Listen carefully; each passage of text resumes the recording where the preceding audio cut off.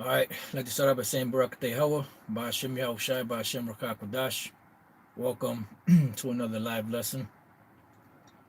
This one is Isaiah 41 and 2 and spiritual power. Um, Earlier on the live stream, you had a couple of brothers.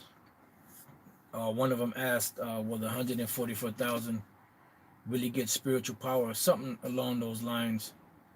And the other brother asked about Isaiah 41 and 2. So, Lord's will we can go through a couple of precepts and give the sense of that. And I didn't really get a chance to proofread. I had jotted down a couple of scriptures that came to mind. So I didn't really get a chance to proofread and, to be able to set it up, So we'll just go on the spirit. Let's see. But, we'll just go on the spirit and take it from there. So like, just bear with me 1 second, looking for this one precept. Let's see. I believe it's in the book of Luke.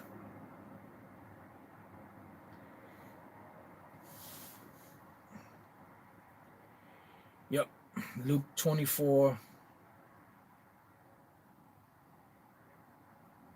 I'll start at 48. It says, and you are witnesses of these things. This is Yahushua speaking to the disciples. And behold, I send the promise of my Father upon you, but tarry ye in the city of Jerusalem until you be endued with power from on high. Now, when you go into the scriptures and you read, when you go into the book of Acts, prior to the book of Acts, and you read the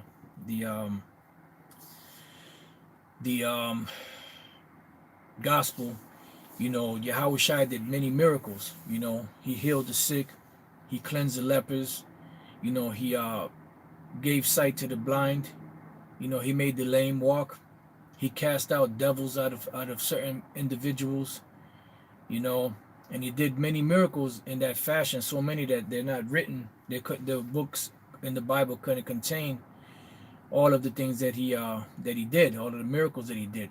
So what is that considered? It's considered spiritual power.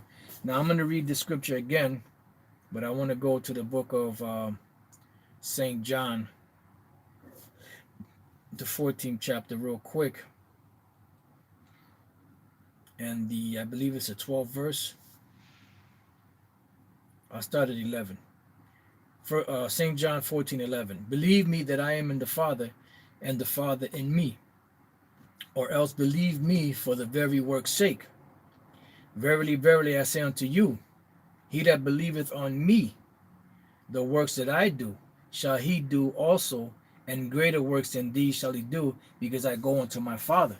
So now when you see all the different miracles that Yahushua did, he told the disciples that they were going to do greater miracles than what he did. And when you read in the book of Acts, when you read about the disciples that became apostles and all the great works that they did,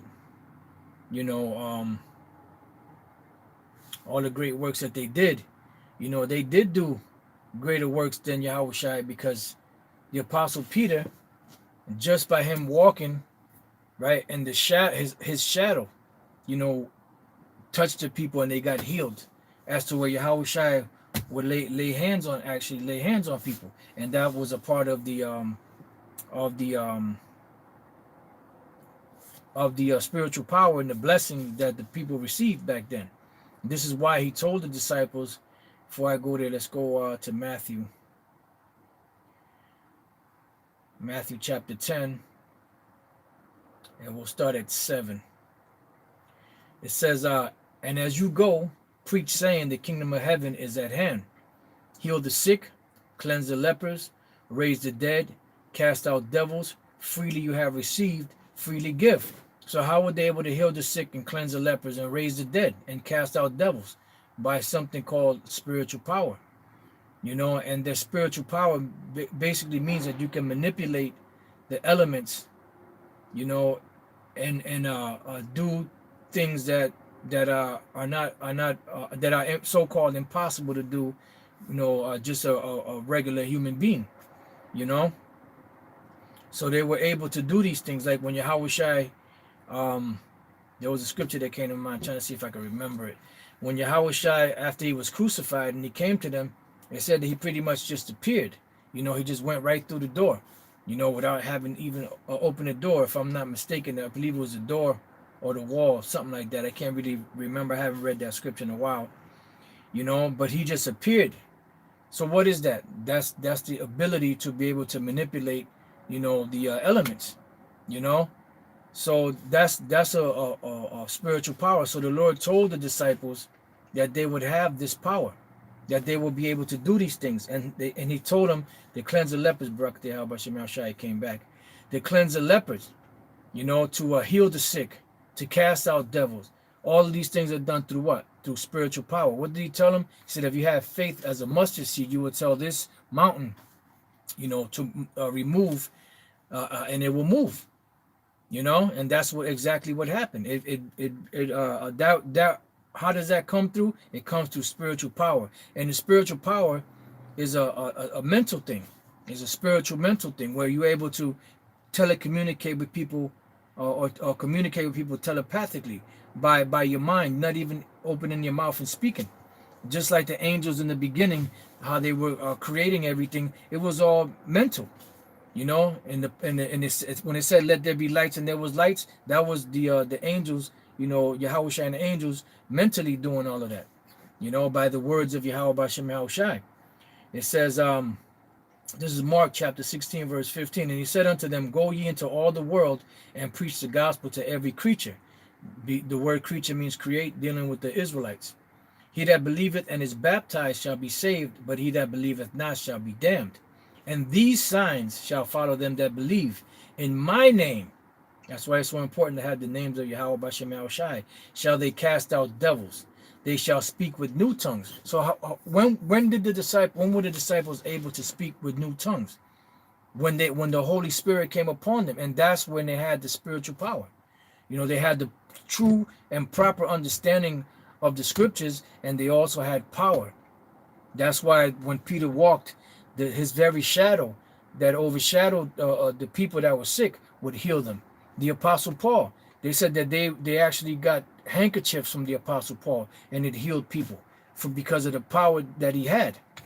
And this is the type of power that the men of the Lord will receive. And that's why when all hell breaks loose, the Lord is going to give power to his men. There's going to be some type of divine intervention, to where Esau is not going to be able to just roll up on the men of the Lord like he's going to be able to roll up on the rest of these people. And this is why we go through the things that we go through, because it's a hacking away at that old man, it's hacking away and purifying us so that when the time comes, we can be protected from the things that are coming. As it tells you in 1 Corinthians 11 chapter, that when we are chastised, we're chastised so that we won't be condemned with the world. The people in the world are not being corrected. They're not being chastised, so since they're not being chastised or rebuked or anything like that, that means the Lord doesn't love them, So when the time comes, they're not going to be able to receive, forgiveness, or to receive salvation, or to receive deliverance from the things that are coming upon the earth. So it says, all these signs shall follow them that believe in my name. They shall cast out devils, and they shall speak with new tongues. They shall take up serpents, and if they drink any deadly thing, it shall not hurt them. They shall lay hands on the sick, and they shall recover. So bottom line, the Apostle Paul, when he went to the island of Melita or Malta, when he got close to the fire, a venomous serpent came out and stung him. And the inhabitants of the land, they say, well, this man is a murderer. He escaped the sea and all those things that happened, but then this is his fate. His fate is that, he's going to swell up and die from this venomous serpent. So what happened? He sat there, and they sat there and they watched him and watched him when he was supposed to swell up and die, and nothing happened. Why? Because he had spiritual power. You know, and the men of the Lord will get that spiritual power. The 144,000, the 1/3, you know, but the 144,000 are going to be on a much higher level than the rest, than the 1/3, and the 1/3 are going to be on a much higher level than the 2/3. But at the end of the day, we're all going to be great in the kingdom of heaven. You see? So now let's go from there. We went through a few of those. Just bear with me. I have a couple of scriptures that I wrote down. All right, let's go from there to the book of Isaiah, the 40th chapter. Yep, that's right. That's a good one, KDC. 2 Kings 2:13. I'll start at 12. And Elisha saw it, and he cried, my father, the chariot of Israel and the horsemen thereof. This is when Elijah was taken away from Elisha, and he saw him no more. And he took hold of his own clothes and rent them in 2 pieces. Right, because Elijah asked Elisha, what do you want? You know, what do you want me to give you before I leave? He said, I want a double portion of your spirit. Because Elijah had he had a spiritual power. So Elisha wanted a double portion of that. He said, it's a hard thing you're asking, but if you see me when I'm taken up, you shall have it. So Elisha also had a spiritual power. Now, I believe it was Elijah, either Elijah or Elisha. I believe it was Elijah, where there was an actual man. They would use his bones, and then the bone would touch somebody that was dead, and they will come back to life, or something along those lines, to show you how much power this man had. So he took up also the mantle of Elijah and fell from him and went back and stood by the bank of Jordan. And he took the mantle of Elijah that fell upon him and smote the waters. And he said, where is the Lord power of Elijah? And when he also had smitten the waters, they parted hither and thither, and Elisha went over. That's right. It's because he had that power. And when the sons of the prophets, which were to view at Jericho, saw him, they said, the spirit of Elijah doth rest on Elisha. That's right. And they came to meet him and bowed themselves to him, to the ground before him. You know, so bottom line, you know, you have men that have been endowed with that power, and that will be endowed with that power. So now let's go from there to the book of Isaiah, the 40th chapter. Just bear with me 1 second. Isaiah, the 40th chapter. And roughly, I started 28. Matter of fact, I started 27. Why sayest thou, O Jacob, and speakest, O Israel, my way is hid from the Lord, and my judgment is passed over from my power? It says, hast thou not known, hast thou not heard, that the everlasting power, the Lord, the creator of the ends of the earth, fainteth not, neither is weary. There is no searching of his understanding. He giveth power to the faint, and to them that have no might he increases strength. And that's what's happening. You know, because even right now, you know, our bodies are pretty much shit, you know. You know, you got young brothers with ailments, you know, brothers in their 20s and, you know, 30s with ailments in their body and all of that. So it says, even the youths shall faint and be weary. See? So even today, you know, because of this bad food and everything that's happening, and you know, the point that we're at, you know, everything, you know, is breaking our bodies down. You know, even the young brothers. It says, and the young men shall utterly fall. It says, but they that wait upon the Lord shall renew their strength. And what is that renewal of strength? That's dealing with spiritual power. And what is spiritual power? It's the ability to be able to do things, you know, with your mind. You know, to be able to do outstanding things, things that the average mind cannot comprehend. You know, like the movie, you know, like the movie, brother's been putting it up on the comment board. You know, you have different movies like Hancock. You know, the latest one is Brightburn. You know, the movie Brightburn. You know, and many other movies out there that show you spiritual power. You know, and those of you that watch those series on the Marvel comics, the DC comic, and all that, you see the actual superheroes that have actual power. They can fly. They have extraordinary strength. Strength out of this world. Yep, X-Men too. Yep, that's right. It says, but they that wait upon the Lord shall renew their strength. They shall mount up with wings as eagles.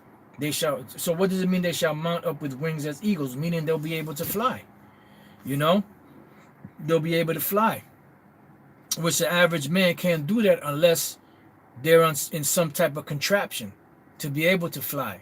Or they go up in a weather balloon, or if they go up in a plane or a helicopter or something along those lines, a glider, right? It says, and they shall run and not be weary. Shit, now you run down the block and you huffing and puffing. So imagine being able just to run. Like I remember Elder Apostle Tahar did made mention of this years ago, when we still had the school in Connecticut. He said you'll be able to get up one morning and run all the way around the globe, swimming, running, and not get tired. That's spiritual power.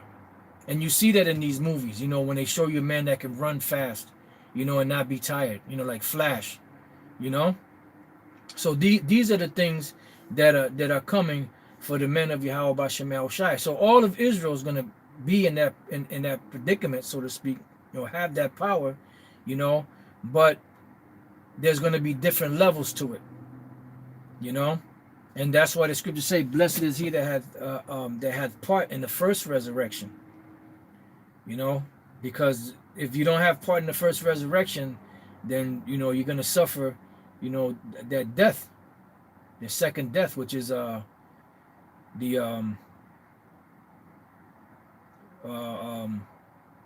nuclear destruction. All right, this is the book of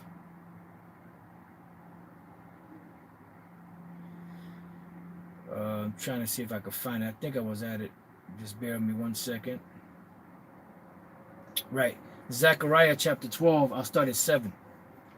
The Lord also shall save the tents of Judah first, that the glory of the house of David and the glory of the inhabitants of Jerusalem do not magnify themselves against Judah. It says, in that day shall the Lord defend the inhabitants of Jerusalem, and he that is feeble among them at that day shall be as David. Now David was mighty. King David had spiritual power. The men that were with him had spiritual power. How do you think they were able to kill all those men? 300 men at one time, 100 men at another time. Be able to leap over walls, as it tells you in Psalms the 18th chapter. Being able to, he said he maketh his hands to war. That's all power, man. They show you that in their Moabite movies. When they're doing all of, that jumping over, walls and, and swords are coming at them and they're able to block the swords with their arms. That's power. So it says, and he that is feeble among them at that day shall be as David, and the house of David shall be as the Most High. See, as the Most High, with power, as the angel of the Lord before them. And what are the angels known for? They're known for their power, for their might. The Lord calls them his mighty ones, those that rejoice in his highness. So what do they have? They have the ability to manipulate the elements. All right. Oh, and Yahweh Shai said, that the least thing in spiritual power is what? To be able to grow in stature. That's another part of spiritual power. It says so that's pretty much it on that. So let me see. I think I had one more precept, and then we'll move on to the next one. There's Isaiah chapter 41, and then that'll set it up for the next question. Because this was Isaiah 41 and spiritual power. All right, so now we're going to Isaiah 41 and 13. For I, the Lord, thy power, will hold thy right hand, saying unto thee, fear not, I will help thee. Fear not, thou worm Jacob. Now, a worm, the Lord called Jacob a worm. Why did the Lord call Jacob a worm, which is the nation of Israel? Because a worm has no defense. All a worm does is eat and shit, and that shit replenishes the nutrients in the earth. But a worm is without any defense. You have scorpions, you have tigers and lions, All these different animals and reptiles and insects, certain ones of them have weapons, so to speak, to be able to defend themselves, but a worm doesn't. So it says, and ye men of Israel, I will help thee, saith the Lord Yahweh Bashem El Shai, and thy Redeemer, the Holy One of Israel. Behold, I will make thee a new sharp threshing instrument having teeth. That's power. That's spiritual power. And when you read the book of Micah, the 4th chapter, towards the end, around the 13th verse, it tells you that you shall be able to beat in pieces the nations. How are you going to be able to do that? You have to have power. You know, there has to be a certain amount of power that you have that's superhuman strength to be able to do those things. It says, I will make thee a new sharp threshing instrument having teeth, like Elder Apostle Gabar always says, like a souped up lawnmower. Thou shalt thresh the mountains and beat them small, and shall make the hills as chaff. So how are we going to be able to do that? Dealing with these governments, you know, in these different nations. You have to have power. The Lord has to give us power to be able to do this. All right. So now that's pretty much it. There's other precepts, you know, on spiritual power, you know, but that, you know, I'm gonna stop it there, and I'm gonna hit the other question that the brother had in Isaiah the 41st chapter. So let's start at the first verse. It says, keep silence before me, O islands, and let the people renew their strength. Let them come near, then let them speak. Let us come near together to judgment. Who raised up the righteous man from the east? So the brother had asked, is this dealing with Jacob? You know, and no, this is dealing with Yahushai, and we're going to get some precepts on it. It says, who raised up the righteous man from the east? This is dealing with Yahushai. Called him to his foot, gave the nations before him, and made him rule over kings. He gave them as the dust to his sword, and as driven stubble to his bow. So now let's deal with the first part of this. So it says, who raised up the righteous man from the east and called him to his foot? That's dealing with Yahushai, because he is the righteous. You know, he is our righteousness. Matter of fact, let's see. Just bear with me 1 second.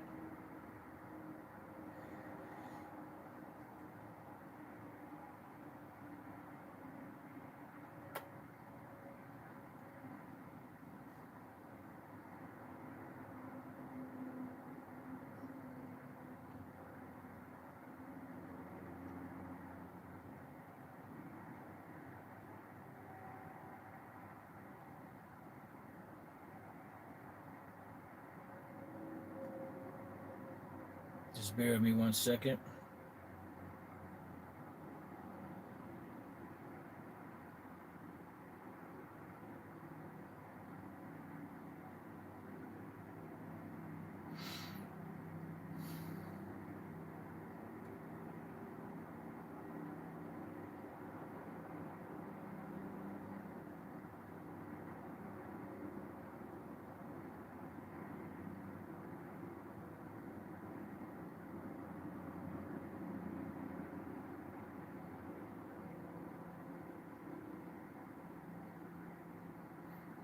All right, this is a book of 2 Peter 1:1. Simon Peter, a servant and an apostle of Yahushua HaMashiach, to them that have obtained like precious faith with us through the righteousness of the Most High and our Savior Yahushua HaMashiach. So Yahushua is that righteousness that the Lord sent down to what? To deliver us from this predicament that we find ourselves in, you know, throughout the ages, really, you know. So let's go back, Isaiah 41:2, who raised up the righteous man from the east, called him to his foot, gave the nations before him. So how did the Lord give the nations before Yahushai? Well, let's get a few precepts on that. Let's go to Psalms, the 2nd chapter. We're just going to go straight to the point. Let's go to the 7th verse. I will declare the decree. The Lord hath said unto me, thou art my son, this day have I begotten thee. So this is the Most High speaking to Yahushai. Thou art my son, this day have I begotten thee. Ask of me. So this is the Most High speaking to Yahushai. Ask of me, and I shall give thee the heathen for thine inheritance, and the uttermost parts of the earth for thy possession. So Yahushai is going to get possession over these heathens, over these nations. So that's how you know That scripture in Isaiah 41 and 2 is speaking about Yahushai. Now let's go from there to the book of Revelation chapter 2 and verse 26. It says, and he that overcometh and keepeth my works unto the end, to him will I give power over the nations, and he shall rule them with a rod of iron, as the vessels of potter shall they be broken to shivers, even as I received of my Father. That's why the Most High said, sit thou at my right hand until I make thine enemies thy footstool. All right? So that's a part of the blessing of Yahushai, which is given to us also because we are joint heirs with Yahushai. So Revelation 19:11, and I saw heaven open, and behold, a white horse, and he that sat upon him was called Faithful and True. This is dealing with Yahushai. And in righteousness he doth judge and make war. It says his eyes were as a flame of fire, which you notice is dealing with Yahushai, and on his head were many crowns. So what were those many crowns? Those are all the nations that he conquered, because these nations that are ruling, they're in a position of rulership, right? So when you rule something, that means that you're a king. It doesn't necessarily mean you wear a crown, but anyone that's in a position of authority is considered to be a king, especially when they're writing policies and laws that you have to follow behind.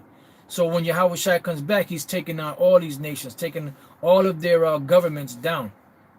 So it's like him taking all of their crowns from them.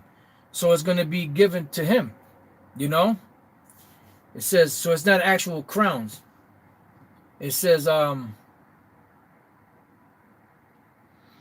and he had a name written that no man knew but he himself. And he was clothed with a vesture dipped in blood. What was the blood from?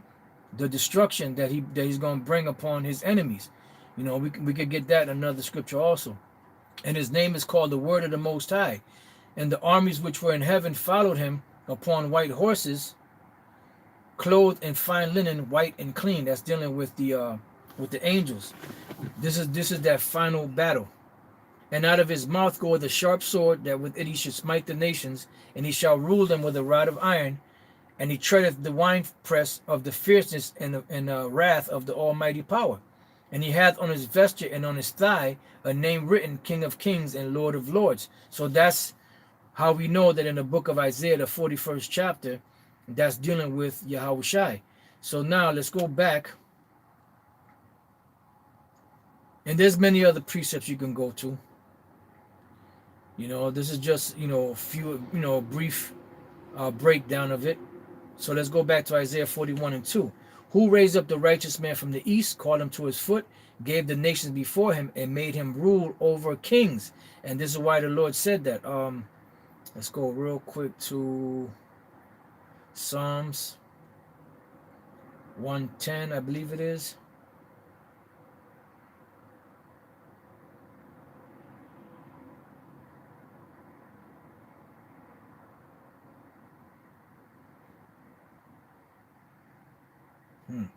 That's bad. For Psalms 110 and 1. The Lord said unto my Lord, sit thou at my right hand until I make thine enemies thy footstool. All right. So let's go back to Isaiah 41 and 2 again. It says, he said, gave the nations before him and made him rule over kings. So that's the blessing that Yahushua got. So he's sitting on the right hand of the Most High now, until the Lord, the Most High, said, okay, it's time. Go down there, subdue these nations, and you're gonna rule over them. So it's already given to him. He just has to come down here and get them.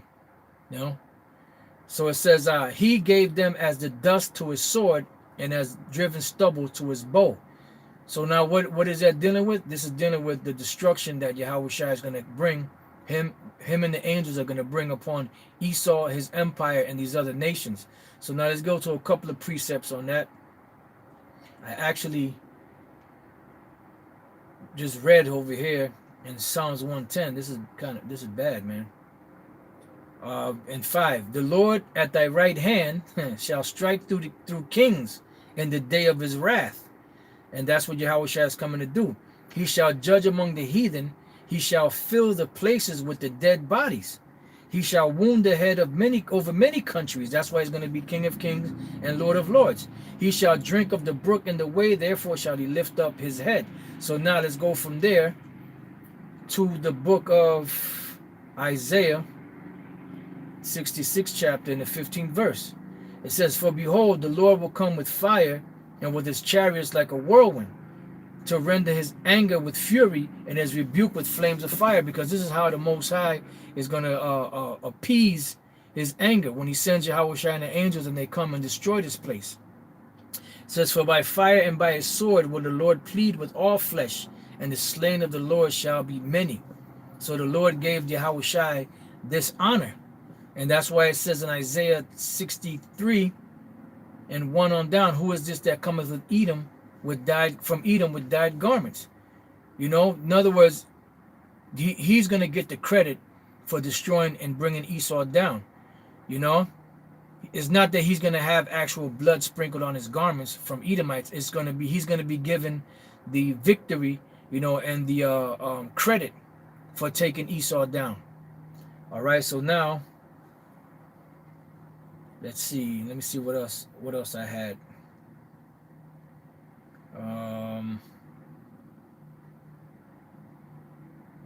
That's pretty good.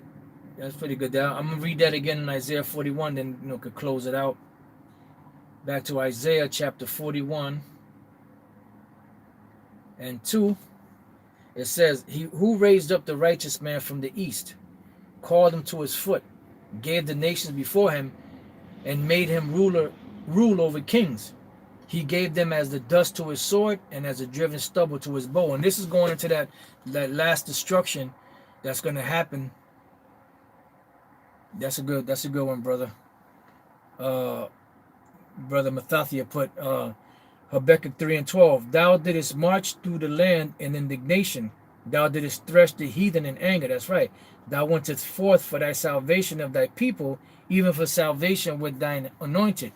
Thou woundest the head of the wicked, of the house of the wicked, by discovering the foundations unto the neck. Salah, that's right, man. So when Yahushua comes back, man, he's coming to do damage. He's coming to tear Esau's ass up. So it says, he pursued them, back in Isaiah 41 and 3. He pursued them and passed safely, even by the way that he had not gone with his feet. Why? Because when Yahushua comes back, he's not coming back to meet Esau as a man. He's coming as an angelic power.